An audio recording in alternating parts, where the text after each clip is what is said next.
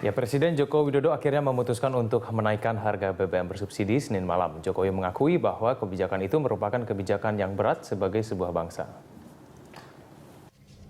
Selama ini negara membutuhkan anggaran untuk membangun infrastruktur, untuk membangun pendidikan dan kesehatan. Namun anggaran ini tidak tersedia karena dihamburkan untuk subsidi BBM. Sebagai konsekuensi dari pengalihan subsidi tersebut, saya selaku Presiden Republik Indonesia menetapkan harga BBM baru yang akan berlaku pukul 00.00 waktu Indonesia bagian Barat, terhitung sejak tanggal 18 November 2014. Harga premium ditetapkan dari Rp6.500 menjadi Rp8.500. Harga solar ditetapkan dari Rp5.500 menjadi Rp7.500. Ya, kebijakan menaikkan harga BBM tentunya akan mempengaruhi sejumlah layanan publik, diantaranya peningkatan tarif transportasi. Selain itu, kenaikan harga BBM juga dipastikan akan memicu kenaikan harga kebutuhan pokok. Dan untuk membahasnya telah hadir di studio kami pengamat kebijakan publik Nirwono Yoga. Selamat siang, Mas Yoga. Ya, selamat siang, Mas. Ya, Mas Yoga mencermati mengenai kenaikan harga BBM ini. Ini dampaknya yang paling terasa di masyarakat itu di sebelah mananya? Ya, kalau kita amati hari ini pun ya di lapangan sudah mulai ada pergerakan untuk kenaikan, terutama angka transportasi untuk angkutan umum. Nah, ini juga dalam waktu seminggu, 2 minggu, bahkan dalam sebulan ini pasti akan memicu kenaikan harga-harga yang lain. Nah, di samping itu yang perlu diperhatikan juga ada 2 hal nih sebenarnya, Mas. Yang pertama tentu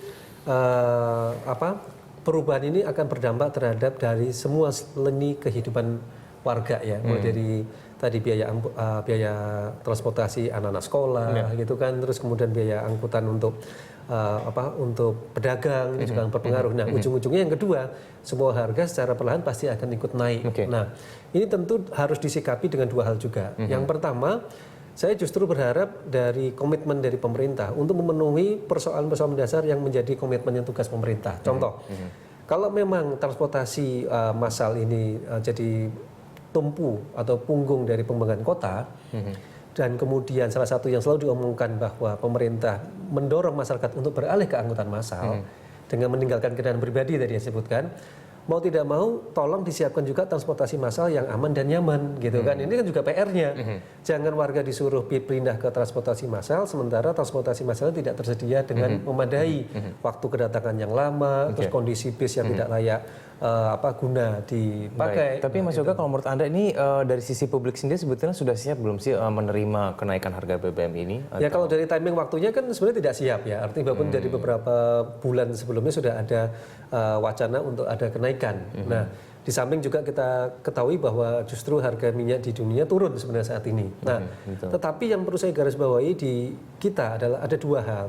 Pertama, selama ini kita memang terlena dengan pemahaman bahwa negara Indonesia itu kaya dengan minyak, sehingga sikap yang boros energi terhadap BBM ini juga luar biasa. Bahkan dari Jakarta sampai dengan daerah. Jakarta kita bisa contoh, transportasi BBM terboros kita itu ada 2. Satu untuk transportasi, kedua untuk gedung sebenarnya. Lebih dari 50% itu semuanya habis hanya untuk 2 hal tadi. Nah, baru kemudian dibagi-bagi yang lain. Nah, kalau ini dilakukan penghematan tentunya. Jadi saya justru melihat dengan kenaikan harga ini gaya hidup yang harus dirubah. Penataan kota juga harus dirubah. Contoh umpamanya, kalau kita bicara transportasi, tentu bagaimana dalam waktu dekat ini transportasi kita terintegrasi antara mulai dari keluar rumah gitu ya, tidak hanya pakai ojek, pakai angkot atau baru naik bis Transjakarta. Artinya ada penggantian transportasi berulang kali, tentu akan semakin mahal biayanya. Bagaimana bis pengumpan atau feeder kemudian ke transportasi massal yang disediakan seperti bis Transjakarta dan kereta api terintegrasi dengan satu kartu umpamanya. Kalau dengan satu kartu satu harga tentu akan lebih murah ini kan. Terus kemudian yang kedua, jangan lupa kita belum pernah melakukan audit bangunan ini, Mas. Kita tahu bahwa bangunan-bangunan yang masih boros energi sampai sekarang ini tidak ada upaya serius dari pemerintah untuk mendorong penghematan energi secara besar-besaran. Oke, baik. Mas Yoga, kita akan juga langsung menanyakan mengenai kasus ini terhadap kepada Organda. Ya. Kita ikut bergabung dengan kita lewat sambungan telepon, yaitu Ketua Organda DKI Jakarta, Safruhan Sinungan. Selamat siang, Pak Safruhan.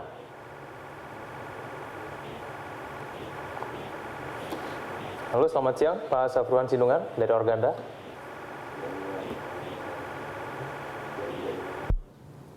Baik, tampaknya kami belum tersambung. Kita tanyakan lagi, Mas Yoga. Kalau kita berbicara mengenai transportasi, ini sebetulnya apakah masyarakat ataupun publik sekarang sudah siap untuk beralih ke transportasi umum? Di mana kita selalu tahu bahwa sebetulnya kadang-kadang masyarakat juga menikmati memiliki kendaraan pribadi. Nah, ini bagaimana menurut Anda? Kalau kita lihat dari isu yang kemarin saja, pembatasan kendaraan bermotor, terutama motor yang di daerah Tamrin dan Link 1 ya. Untuk beralih ke transportasi masalahnya masyarakat belum siap. Apalagi kalau kita berharap seluruh kawasan kota-kota besar seperti Jakarta ini diharapkan beralih ke angkutan umum ya. Ada 3 hal Mas kenapa mereka malas ataupun enggan lah ya. Yang pertama, transportasi di Jakarta ini kan belum terintegrasi dengan baik. Kalau kita bayangkan, umpamanya kalau kita dari selatan ke studio ini gitu, paling tidak perlu gonta-ganti angkutan umum 3 kali. Nah, kalau 3 kali berarti kan ada 3 kali pembiayaan yang berbeda. Betul. Kalau dia terintegrasi cukup dengan satu harga, ketika tempat tentu akan berbeda. Itu yang pertama. Jadi integrasi mulai dari sistemnya maupun operasionalnya. Yang kedua, yang tidak kalah penting, masyarakat tidak berikan alternatif angkutan umum yang aman dan nyaman. Kita tahu kondisi bis-bis sedang kita sudah sangat tidak layak. Sehingga warga juga, kalau kita pun punya anggota keluarga, kita akan berpikir 2-3 kali untuk mengizinkan anggota keluarga kita menggunakan angkutan umum sampai dengan angkutan bis sedang umpamanya. Yang ketiga yang tidak kalah penting yaitu tingkat kenyamanan dari bis ini ke tempat kerja atau ke tempat tujuan juga tidak terjaga. Contoh, kalau saya naik angkutan umum, turun di halte bis, dari halte bis ke tempat kerja, itu harus jalan kaki yang cukup lama dan tidak nyaman. Sementara kalau kita naik motor dari rumah sampai ke depan pintu. Nah, integrasi ini yang membuat akhirnya orang memilih menggunakan kendaraan pribadi, baik itu mobil maupun motor. Baik, Mas Yoga berarti ganti pola hidup tapi menderita juga nanti ujungnya. Ya, itu yang harusnya ada PR kan. Oke, baik. Mas Yoga, kita akan lanjutkan lagi di segmen berikutnya. Pemirsa tetap bersama kami di Jurnal Siang. Ya, kembali di dialog kita pemirsa, dan kita juga sudah tersambung lewat sambungan telepon yaitu Ketua Organda DKI Jakarta Safruhan Sinungan. Selamat siang Pak Safruhan. Selamat siang Mas Kevin. Pak Safruhan, dari Organda sendiri bagaimana ini menanggapi mengenai kenaikan BBM sebesar Rp2.000 per liter? Ya, jadi kita sebenarnya dari awal juga kita sudah sampaikan, kita mengerti apa yang sikap yang diambil oleh pemerintah. Cuma memang kita minta pada saat itu untuk angkutan umum tidak dikenakan kenaikan BBM karena efek dominonya sangat luar biasa buat masyarakat kita gitu ya. Jadi rupanya ini juga tidak diperhatikan pemerintah, disamaratakan, sehingga kebetulan saya lagi di Semarang ini. Ada lagam Mukernas Organda seluruh Indonesia. Semalam pada saat kita mau melakukan penutupan kita dapat berita diumumkannya kenaikan BBM begitu. Efek dominonya ini seperti apa Pak Safruhan? Ya, kan ini kan angkutan umum ini kan bukan hanya orang dan barang ya. Jadi buat baru diekspos saja oleh pemerintah ini akan naik, itu barang-barang sudah duluan naik. Nah, masyarakat kita ini kan 100 juta yang sebenarnya di hidupnya standar gitu ya. Yang miskin itu kan sekitar 25 jutaan. Sekarang barang-barang kebutuhan pokok itu udah luar biasa naiknya. Dampak psikologis sebelum ditetapkan oleh pemerintah kenaikan BBM.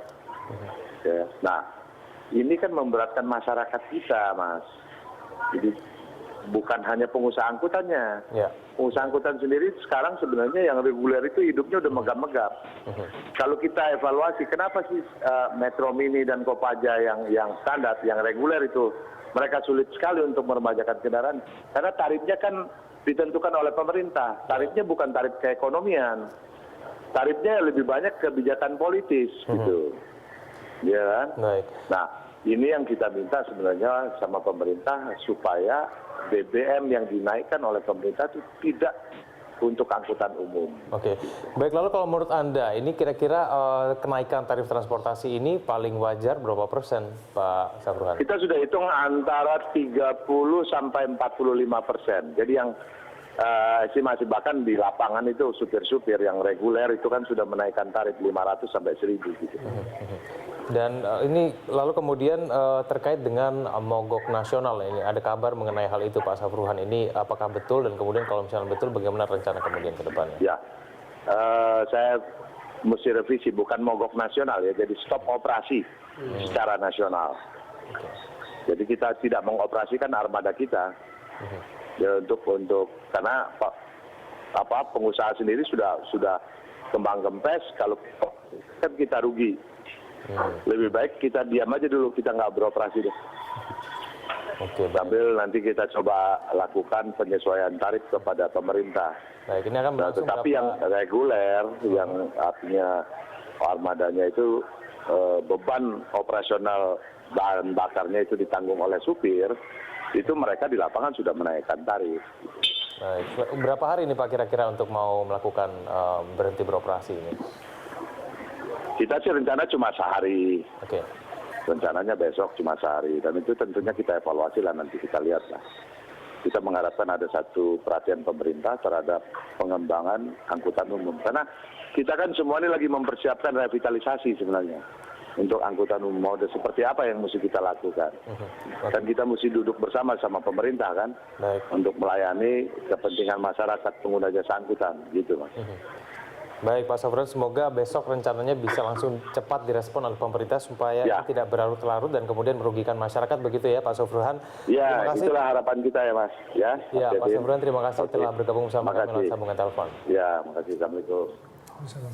Ya, Pak Nirwono menanggapi mengenai Organda tadi, kayaknya sudah mulai mogok, bahkan besarannya 40% yang mau dinaikkan. Ini menurut Anda wajar atau bagaimana sih sebetulnya? Ya kalau itu 40% tentu akan membebani warga kota lah ya sebenarnya. Karena dengan demikian biaya untuk pengeluaran juga semakin mahal kan sebenarnya. Nah, tapi saya menggarisbawahi ada 3 hal nih sebenarnya dari rencana dari teman-teman Organda. Yang pertama ini kan tentu pada akhirnya akan menjadi korban masyarakat lagi, artinya kan kita nggak punya pilihan tapi kita dipaksa gitu. Nah, karena tarifnya juga liar sekali begitu ya. Tapi kalau di lapangan hari ini juga kita lihat angkutan umum terutama tadi yang dikejar target ini sudah naik gitu kan. Nah ini perlu segera tindakan tegas dalam waktu 1-2 hari ke depan untuk kepastian dari pemerintah. Ada 3 yang kemarin saya garis bawahi. Yang pertama komitmen pasti untuk melakukan revitalisasi armada. Tadi dikatakan Organda juga disinggung kan. Nah, bis-bis kita ini kan lebih dari 50 bahkan 60% tidak layak jalan sebenarnya. Nah, kalau ada penyesuaian harga tadi, kondisi bisnya seperti itu ya dalam tanda petik kan udah kebangetan istilahnya. Harga naik tapi kondisi masih sama. Jadi harus ada komitmen dan intervensi sebenarnya dari pemerintah. Dalam ini Pemprov DKI yang rencana akan melakukan revitalisasi permajaan bis 1000 yang tahun lalu sudah dijanjikan sebenarnya. Nah, itu harus dipegang komitmennya. Kemudian yang kedua, penambahan bis-bis seperti bis Transjakarta ini juga harus dikebut ini supaya armada juga cukup, jam kedatangan juga cukup. Jadi masyarakat diberi alternatif lain. Nah, yang ketiga, integrasi yang saya katakan tadi, mulai dari bis pengumpan, bis Transjakarta sampai kereta api itu semuanya menjadi satu paket harusnya. Sehingga kalau satu harga, kalau kita bicara dari selatan ke utara dengan hanya satu harga, ini pasti akan memancing warga dalam kondisi seperti ini untuk beralih kan sebenarnya. Tapi kalau harganya sama bahkan lebih mahal dari menggunakan kendaraan pribadi, ya jangan harap mereka mau beralih ke transportasi pribadi, transportasi massal. Nah, saya belajar banyak dari kasus yang pembatasan motor di daerah Tamrin dan sekitarnya ini tadi. Ada PR yang juga tidak dikerjakan oleh pemerintah. Yang pertama adalah, ini berhubungan dengan BBM juga nih sebenarnya. Orang disuruh nggak boleh naik motor ke daerah Tamrin tapi tidak berikan alternatif. Ini juga terkait dengan BBM. Yaitu area-area park and ride yang memadai. Parkir di Jakarta ini kan tidak memadai. Sehingga orang, tadi yang saya katakan, orang lebih suka cenderung naik kendaraan pribadi langsung ke tempat tujuan. Ya kan? Nah kalau park and ride maupun lahan parkirnya tidak disiapkan untuk menggunakan transportasi publik yang tadi, maka tidak akan berjalan nih pemindahan ke angkutan massal. Yang kedua, beri alternatif yang lebih memadai. Contoh, kalau kita di daerah Ring 1, daerah Sudirman Tamrin, kalau memang tidak ada angkutan bis yang memadai, tapi juga ada diupayakan selain bis Transjakarta, ada bis kemarin kan bis tingkat yang akan gratis. Tapi juga bisa mencoba dengan cara menyediakan sepeda sewa yang murah. Supaya orang tidak beralih ke ojek. Nah, sekarang masih ada ojek kan? Ojek juga jangan lupa mahal gitu kan? Tapi kalau ada sepeda gratis seperti di kota-kota luar yang hanya membayar 3.000, nah orang kan masih akan alternatif pilihan sebenarnya. Nah, selama tidak ada pilihan dan sarana prasarana yang harusnya disediakan oleh pemerintah, jangan harap warga untuk beralih ke transportasi massal. Oke, baik. Mas Cuka, terima kasih telah bergabung sama kami. Kita tunggu bagaimana kemudian strategi dari pemerintah untuk kemudian memperbaiki transportasi publik. Betul, Begitu ya. ya. Baik, terima kasih Mas Sama-sama, Cuka. semoga Baik, dan pemirsa kami akan melanjutkan bagaimana kemudian efek dari kenaikan harga BBM ini dari sisi perencanaan keuangan. Kami akan segera kembali sesaat lagi. Menetapkan harga BBM baru yang akan berlaku Hari ini harga BBM bersubsidi resmi dinaikkan oleh pemerintah. Mau tidak mau, setiap warga mesti menerima kebijakan itu. Berbagai kebutuhan pokok serta turunannya tentu akan ikut naik seiring kenaikan harga BBM. Untuk itu, sejumlah pengeluaran rumah tangga perlu kembali direvisi. Berbagai pengeluaran yang dianggap tak terlampau penting bisa dihilangkan atau setidaknya ditunda terlebih dahulu. Hal itu dilakukan guna mencukupi pengeluaran untuk kebutuhan yang lebih mendasar. Dengan mampu lebih bijak mengatur pengeluaran, dampak kenaikan harga BBM pun diharapkan bisa lebih diminimalkan, hingga kualitas hidup bisa tetap terjaga meski harga baru BBM tak bisa dihindari.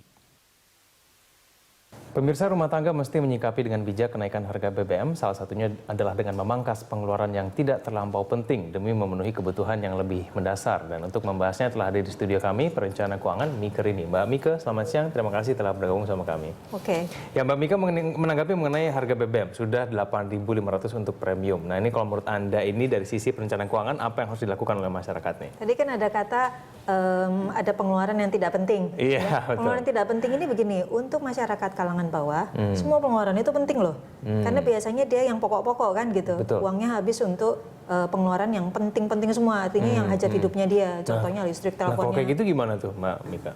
Nah, yang kedua yang tidak penting itu biasanya terjadi pada kalangan yang mungkin menengah ke atas. Oke, Ada pengeluaran yang tidak penting itu benar gitu.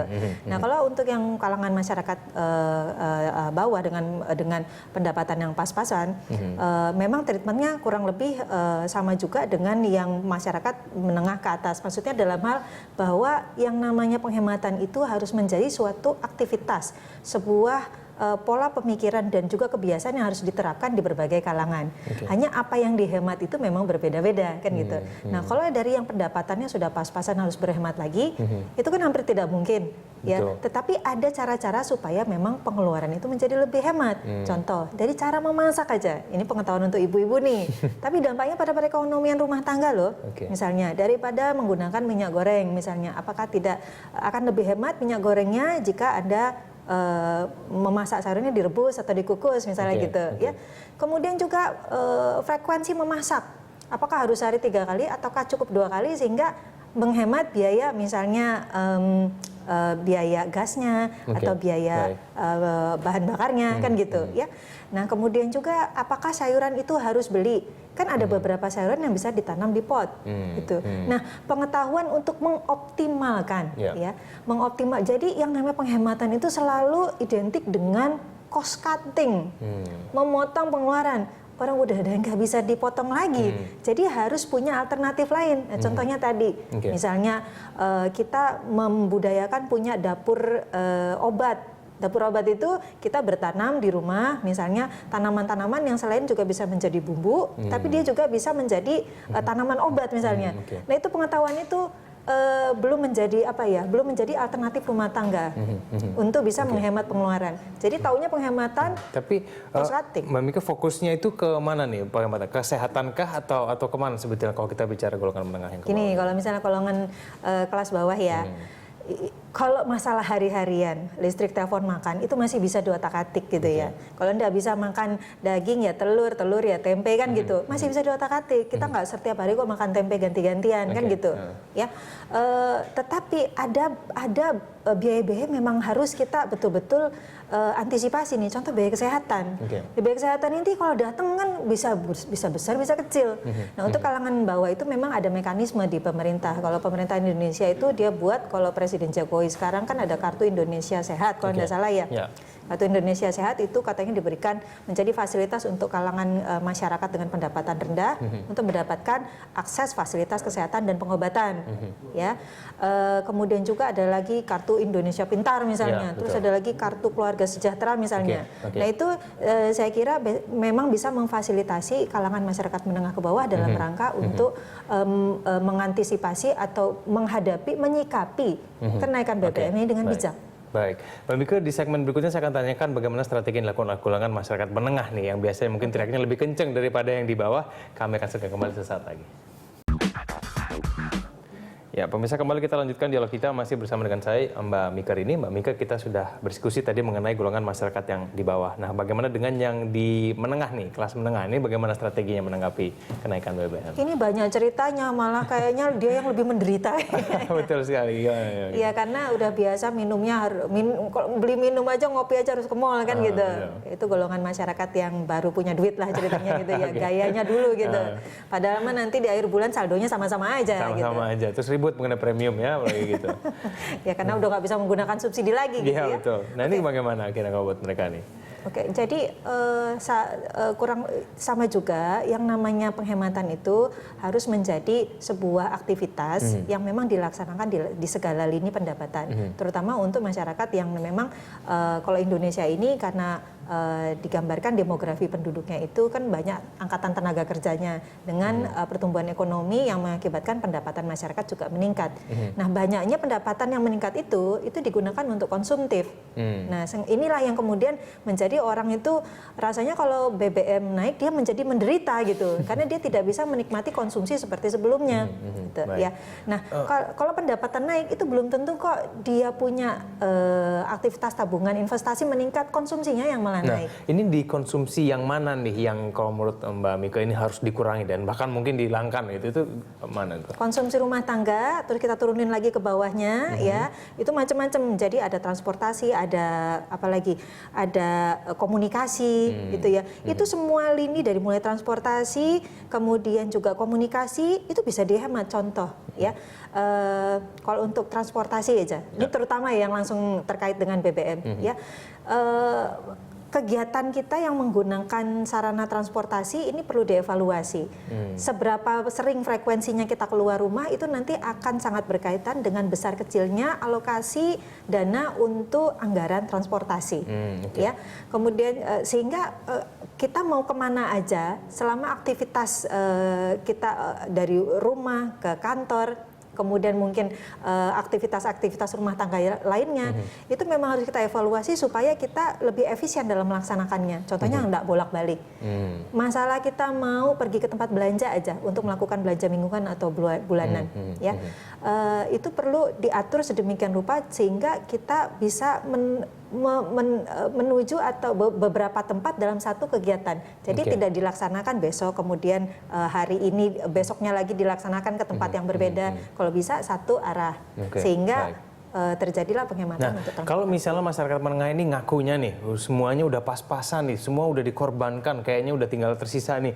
Mungkin mereka sudah mulai melihat, wah jangan-jangan potongan saya untuk dana tabungan perlu dipotong nih untuk mengkompensasi pengeluaran. Apakah betul tindakan seperti itu atau bagaimana kalau sebelum Mbak Mika? Menurut saya kurang tepat ya. Yang perlu dipotong itu nggak perlu beli baju baru kok tiap bulan gitu. Ya. Jadi di dalam segala situasi apapun, keluarga Indonesia itu harus mengutamakan tabungan dan investasi terlebih dahulu.